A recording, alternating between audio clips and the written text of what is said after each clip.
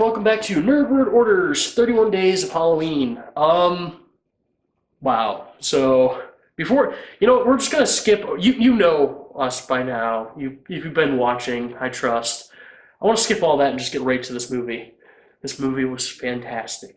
This was by far just, this blew away all expectations of just horror and everything else I had on the list. I knew we had to have one just B movie classic. But this was beyond B movie classic. It's perfect. Frogs. Even though most of them are toads. Well, and you know, All toads all frogs are toads, but not all toads are frogs or whatever. I, I'm not sure that's right. I'm not a biologist, so I'm not won't I'm not a correct you. biologist. Anyways, frogs. Just the title menu. The title menu alone, I was like, okay, yes, this is the movie we should have been watching from the beginning. Yes, sitting there, hand hanging out of its mouth, the hand like pressed on the play button, just wonderful. It's perfect. So this movie is very, very, very simple. It wasn't shot in like a super expansive location. It's pretty well dead set in that one area. Really surprised me to see such a well-renowned actor like Sam Elliott in. I mean, I suppose every great actor has those early movies, but to see his name come up in the credits, I was immediately excited. And I remember someone else in the room saying, "Oh, is he going to be the narrator? Because it'd be awesome if he was the narrator." You forget just how old Sam Elliott is, and then to see him so young, that was just great. But from the very get-go, this movie it looks way better than I expected. Oh yeah, especially for being from '72. Like, Well, Yeah. not only that, but I would say the cinematographer knew exactly what they were doing. The shots were beautiful. Oh yeah.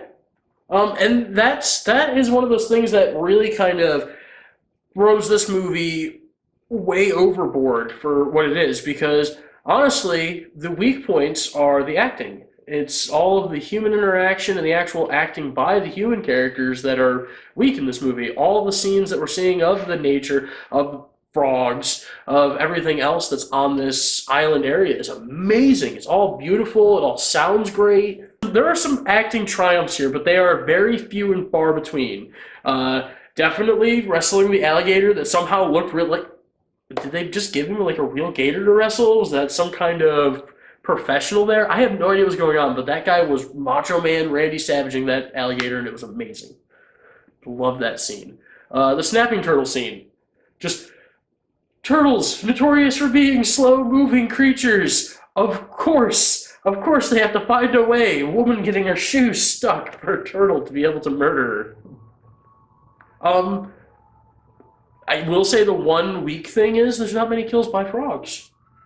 no, not really. And even ones that there aren't technically.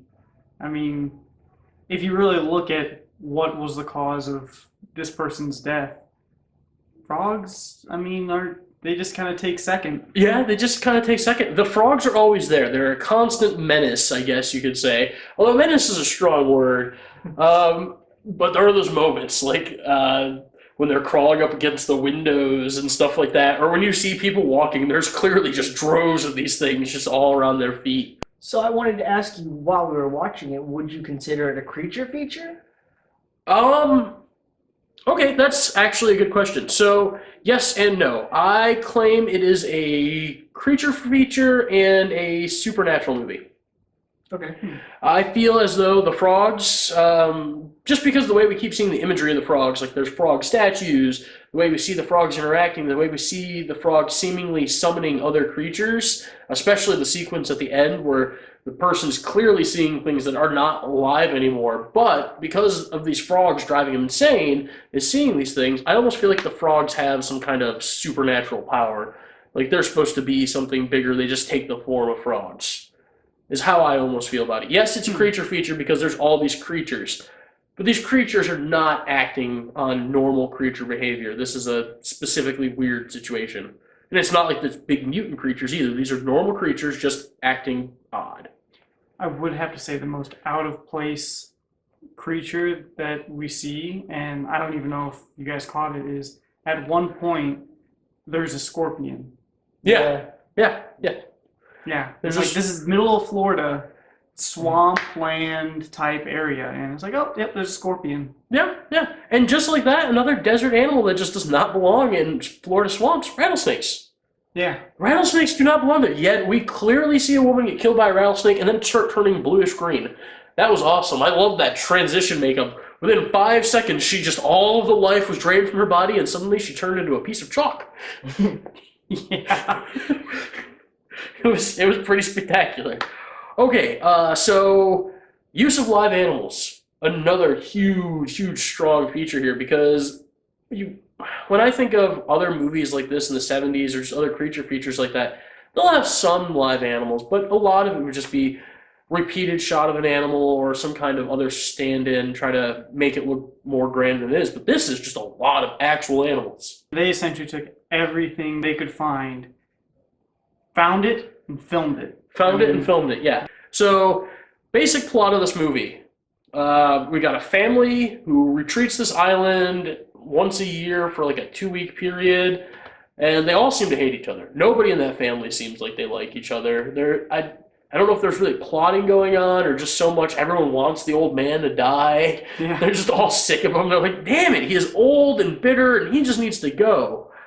Then you get the newcomer who just happens to be a scientist, and does he even explain why he comes to the island in the first place? I don't think he does. Like he's out on the lake. With how quickly they accept him to be in their house and whatnot, he almost has to have a reason that they just of being there that they didn't explain. Like he's got to be Yeah. a friend of the family or something. Oh, the way I took it was the guy in the beginning. I think it was the son. Yeah. Of the family.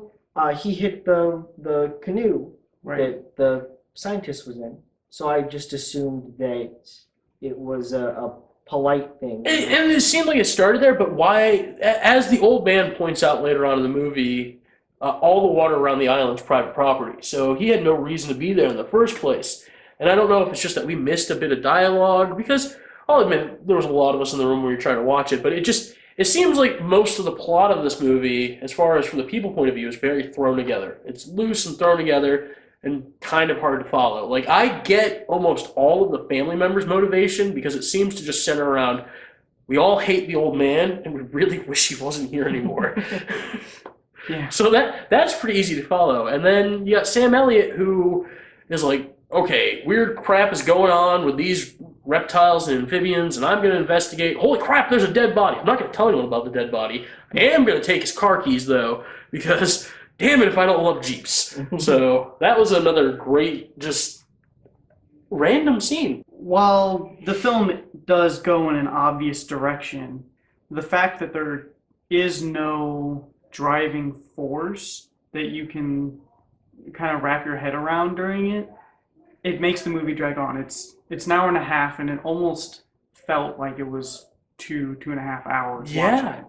Other than the action elements of the ending, how do we feel about the end of this movie overall? It seemed to lead to something bigger or imply something bigger was going on with the car. They showed up to save the day. They mentioned they haven't seen anybody for so many miles. It makes it seem like this is a widespread. Yeah, like these animals are just taking over. All right, guys, what are we going to give this one as a rating? It's weird saying this, but I would give this a 9 out of 10. 9 out of 10? All right, Jake? I give it a 5.5. 5.5. Wow. It was a little too slow for me. Okay. It didn't build anything that slow, didn't have a payoff in the end. It other than being beautifully shot, I don't think this movie had much going for it. Okay. Fair enough. I'm going to go ahead and give it a 7.5, which I know has kind of become a little bit of a standard for me, but this one gets it almost exclusively because the cinematography is so beautiful. The plot is just so loose and stupid that it's goofy to follow. Like, you don't have to follow the movie closely. You can just root for the frogs. You can just sit there and be like, I want to watch all the people die. Frogs, take over. Just do your thing.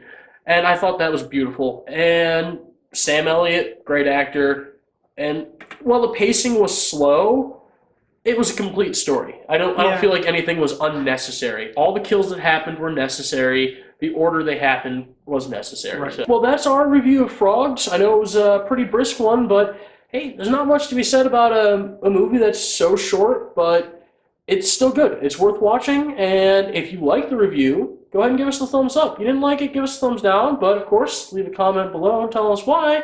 You hit the subscribe button, that'd be a really big favor for all of us. Otherwise, that's about it, I guess.